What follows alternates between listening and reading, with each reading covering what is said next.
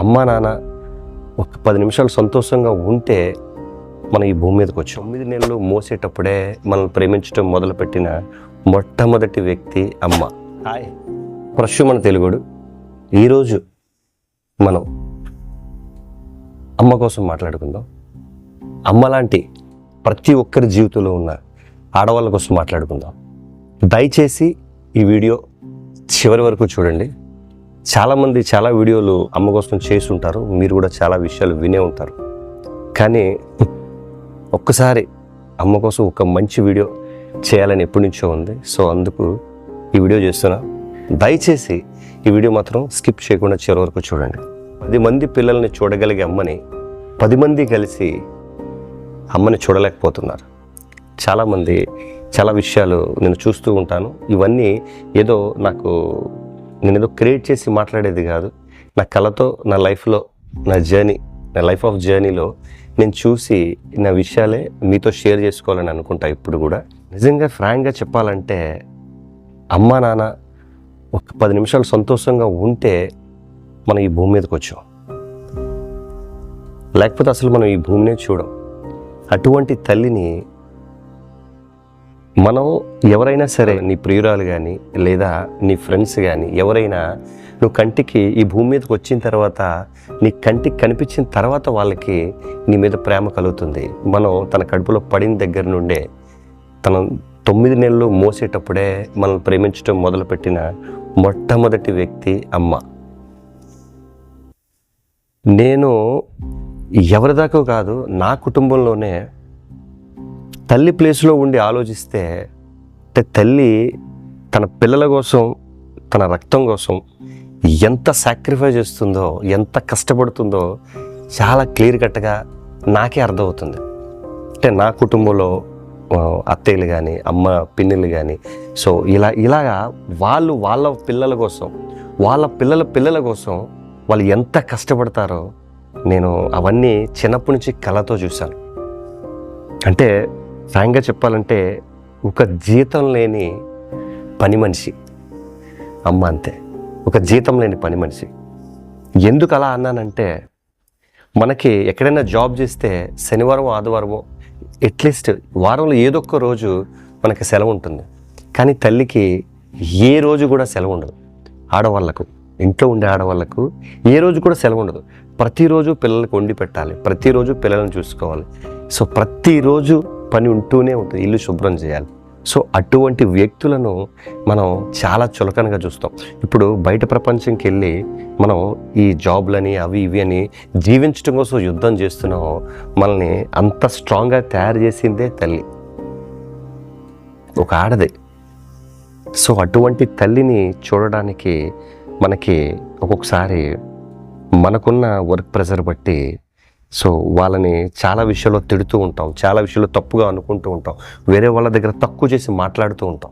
Example, ఒక అమ్మాయి తన భర్త ఎంత కష్టపడినా తన కుటుంబాన్ని రన్ చేయలేకపోతున్నాడేమో, తను రన్ చేయలేకపోతున్నాడు, ఫీజులు కట్టలేకపోతున్నాడు, ఇంటిని రన్ చేయలేకపోతున్నాడు, ఇవన్నీ చేయలేకపోతున్నాడు, అరే ఎంత కష్టపడుతున్నాడు అని ఆలోచించి తను కూడా జాబ్కి వెళ్ళి ఒక టీచర్గానో, ఒక నర్సుగానో, లేదా ఒక షాప్లో సేల్స్ గర్ల్ గానో, లేదా ఇంకేదో కూలి పనికో వెళ్ళి తను పని చేసి తన కుటుంబాన్ని పోషించుకునే క్రమంలో తన తల్లి తన పిల్లల్ని చూస్తూ ఉంటుంది, అంటే మనవలను చూస్తూ ఉంటుంది.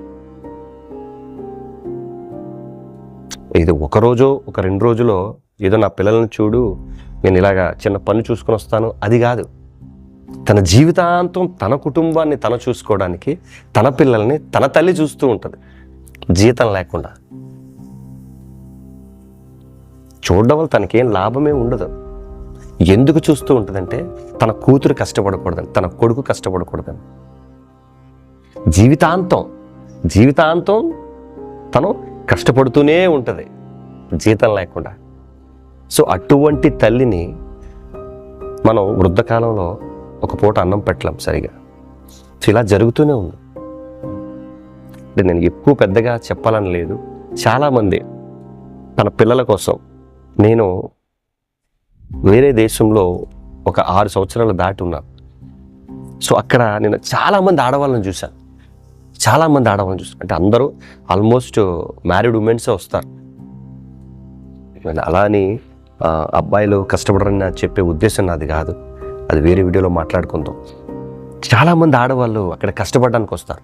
అంటే ఎటువంటి వాళ్ళు కష్టపడడానికి వేరే దేశం, పరాయి దేశం, దుబాయ్, కువైట్, బహ్రెయిన్ ఇలాంటి దేశాలు వెళ్తారంటే, ఎక్కువ పర్సంటేజ్, అందరూ కాదు, వెళ్తారంటే వాళ్ళ భర్తలు సరిగా లేకపోతే, వాళ్ళ భర్తలు తాగి వచ్చి వాళ్ళని కొట్టి, పిల్లల్ని సరిగా చూడకుండా, పిల్లల్ని సరిగా చదివించకుండా, ఒక రెస్పాన్సిబిలిటీ లేని భర్తలు ఉన్న వ్యక్తులు ఎక్కువ మంది, కుటుంబ భారం తన భర్త ఒక్కడే మోయలేకపోతున్నాడు అని ఆలోచించిన వాళ్ళు ఎక్కువ మంది పరాయి దేశం వెళ్ళి కష్టపడుతూ ఉంటారు. ఎందుకంటే మన దేశంలో జీతాలు చాలా తక్కువ ఉంటాయి.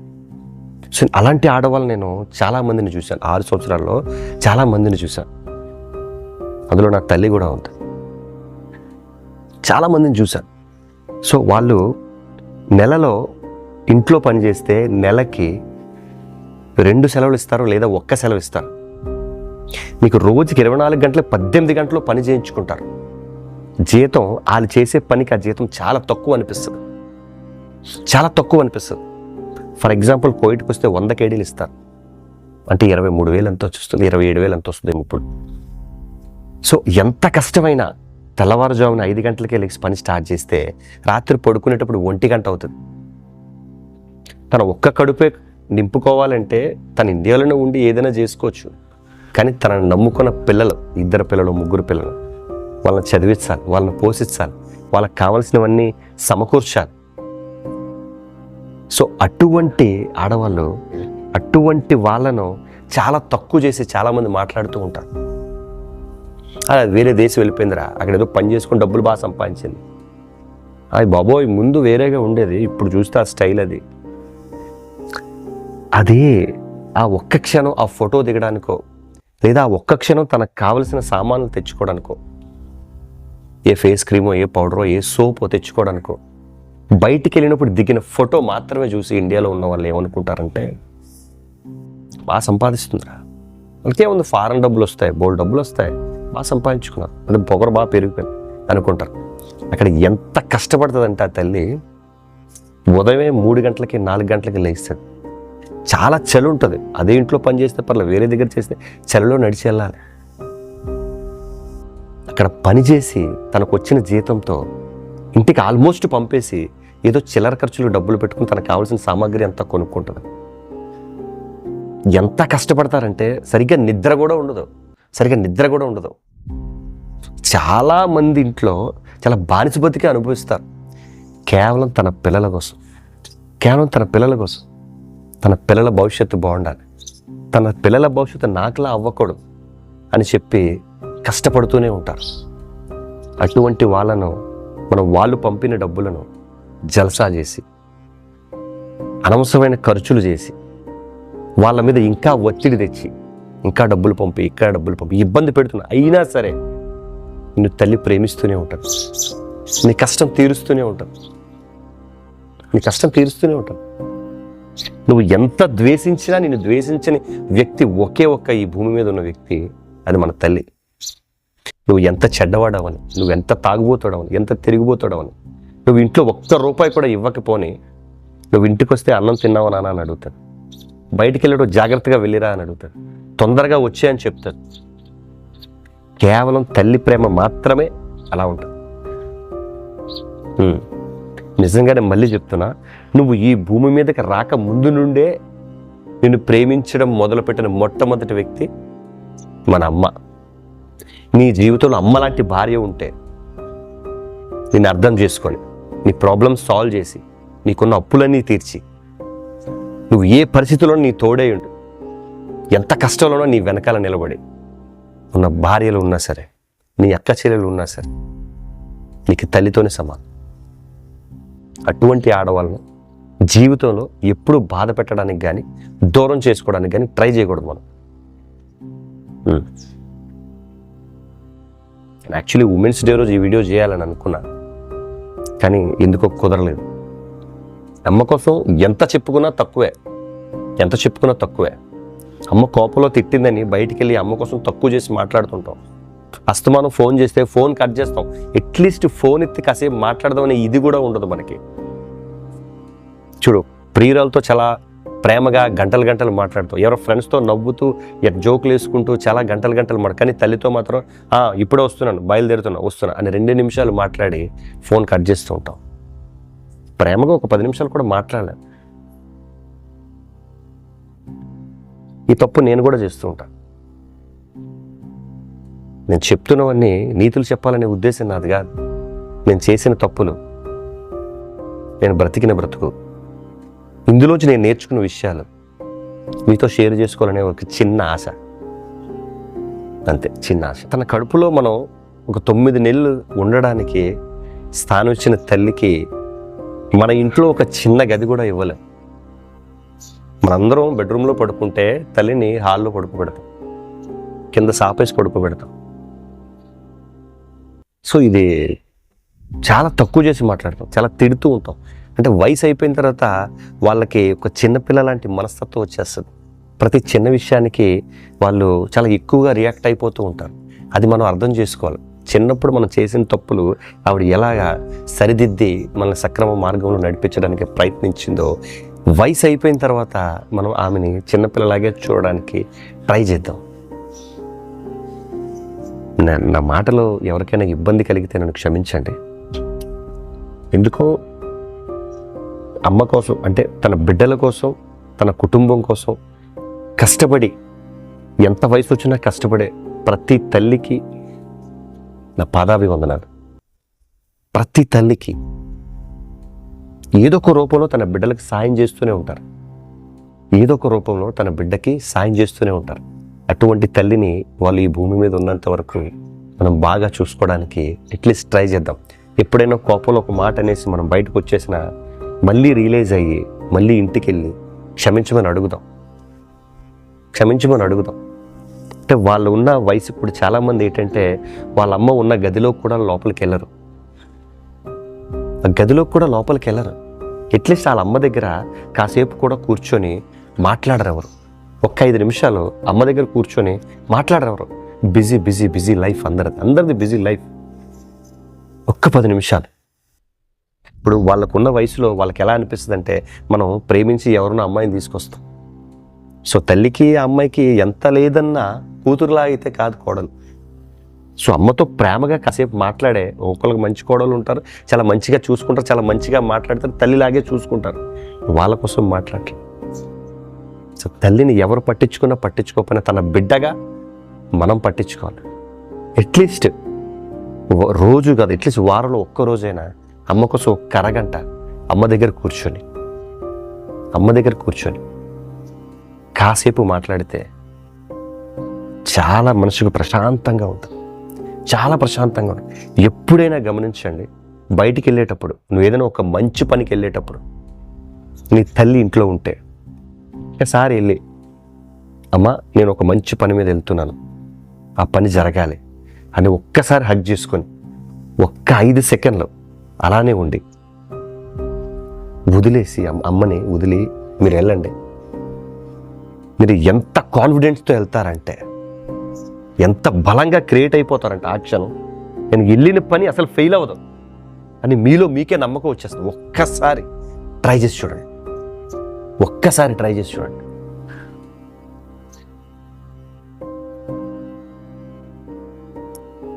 నేను ఇప్పుడు చెప్పిన మాట మీకు ఎలా అనిపించిందో తెలియదు, కానీ మీకు చెప్తున్నప్పుడే నాకు మనసులో ఏదోలా అనిపిస్తుంది.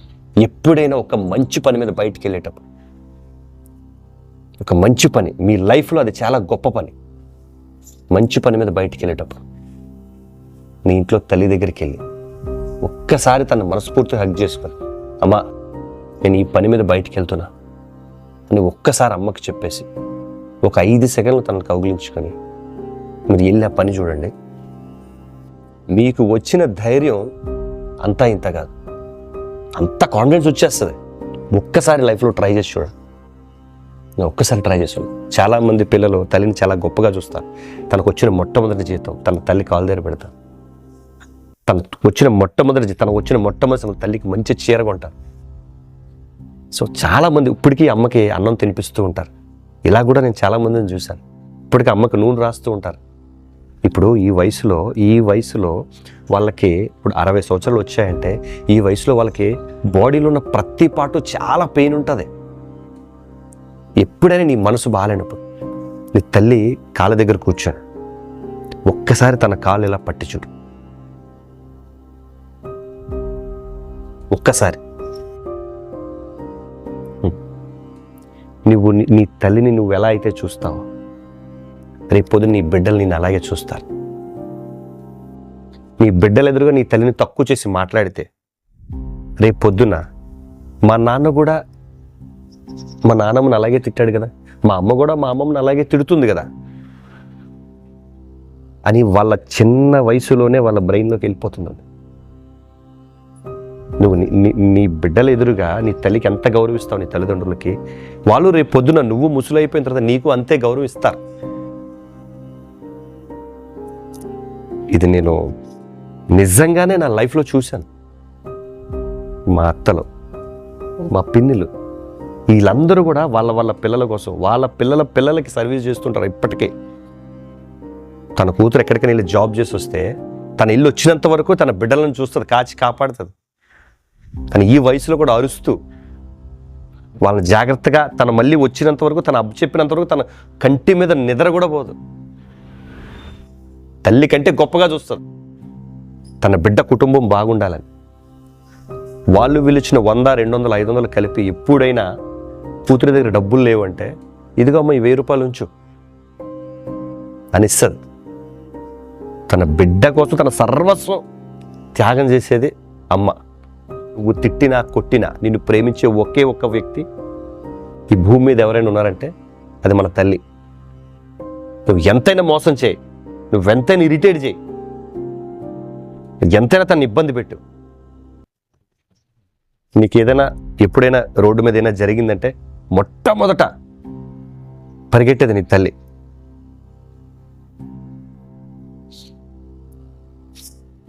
దయచేసి ఈ ఓల్డ్ ఏజ్ హోమ్లో వదిలేయడం, తల్లిని కొట్టడం, తాగొచ్చేస్తూ వచ్చినట్టు మాట్లాడడం, ఇవన్నీ చూస్తూ ఉంటాం. అది మనసుకి చాలా ఇబ్బంది అనిపిస్తుంది. తల్లి కోసం ఏం మాట్లాడినా కొద్దిగా నేను ఎందుకో సరిగా మాట్లాడలేకపోయినా అనిపిస్తుంది. ఏదేమైనా తన కుటుంబం కోసం, తన పిల్లల కోసం తన జీవితాన్ని త్యాగం చేసే ప్రతి తల్లికి ఈ వీడియో అంకితం. ప్రశ్న మన తెలుగుడు ఇటువంటి వీడియోస్ ఇంకా ఎన్నో చేయాలని ఉంది. సో నాకు మన నిజానికి దగ్గరగా ఏదైనా మాట్లాడాలని నాకు ఎప్పుడు కోరికగా ఉంటుంది. అయ్యో వ్యూస్ ఎక్కువ వస్తాయనో లేదా దీని మీద డబ్బులు సంపాదించాలనో ఉద్దేశం నాది కాదు. నాకు ఇష్టం, ఇలా మాట్లాడడం నాకు చాలా ఇష్టం. అందుకే నాకు నేను ఎంత బిజీగా ఉన్నా, ఏ జాబ్ చేసినా అట్లీస్ట్ వారానికి ఒక్క వీడియో అన్నా పోస్ట్ చేయడానికి ట్రై చేస్తాను.